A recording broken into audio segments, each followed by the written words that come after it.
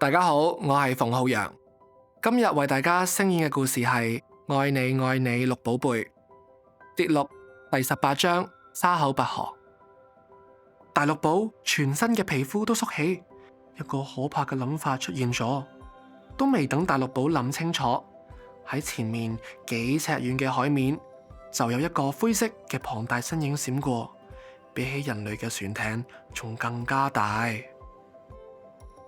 嗰條一定係鯊魚嚟，佢背脊上嘅鰭就好似把尖刀一樣，破開海浪，直向前衝。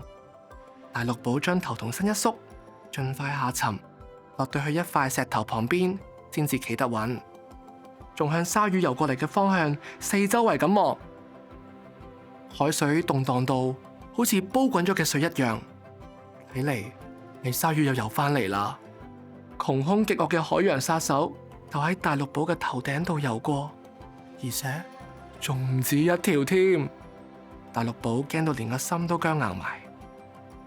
透明嘅海水冇遮冇擋，殺手嘅猙獰面目一下子就透露咗出嚟。尖尖嘅頭上面有一個驚人嘅血盆大口，口入邊仲要鑲嵌咗三角形嘅鋒利牙齒，就好似係上下兩把連環大腳一樣。大綠寶唔敢睇啊，但又唔可以唔睇喎。佢而家最擔心嘅就係細佬妹嘅下落。佢忍住驚到入骨嘅恐懼，特別仔細咁睇清楚海洋殺手嘅血口同利齒入邊有冇小海龜形狀嘅物體。不過唔知應該話好彩定唔好彩，大綠寶一直都冇發現。睇住鯊魚就嚟游到過嚟，突然就喺距離大綠寶唔夠3公尺遠，海水一響一動，令大綠寶驚咗一下，連鯊魚都同時被嚇親。大綠寶再睇真啲，天啊！竟然出現咗幾隻小海龜嘅身影喎！說時遲那時快，鯊魚好似見到美食咁，一齊轉咗身，向住被發現嘅小海龜撲埋去。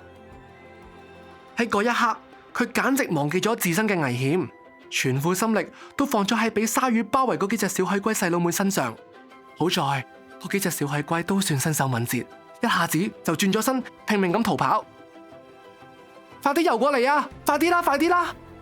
大綠寶大聲咁嗌小海龜，有2條鯊魚即刻張開口，依起排牙向佢逼近。危險啊，大哥，唔好理佢哋，快啲過嚟呢邊啦！綠寶兒嘅聲音忽然間由另一個方向傳過嚟。大綠寶扭轉頭一睇，見到佢一班小海龜正匿埋喺一個比較隱蔽嘅岩石洞之中。我喺呢一刻先至明白，被鯊魚追殺緊嘅唔係佢嘅綠寶細佬妹，而係鬼鬼一派。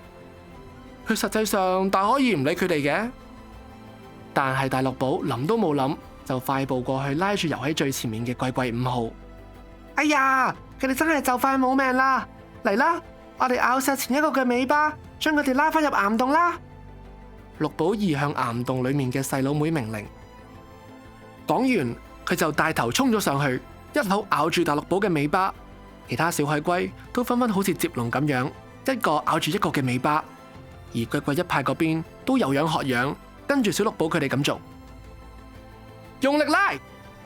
大綠寶向綠寶兒同埋後面嘅小海龜大叫，霎時間佢哋就好似拔河咁喺鯊魚嘅血盆大口邊度角力，眼白白睇住就嚟食到嘅點心，竟然斗膽抗爭。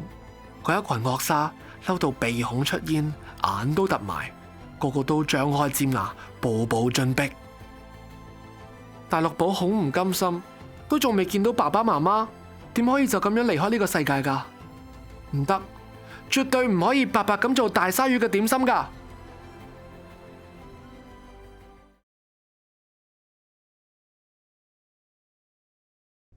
一齊 comment、like、share、subscribe M21，兼撳着個鐘仔啦！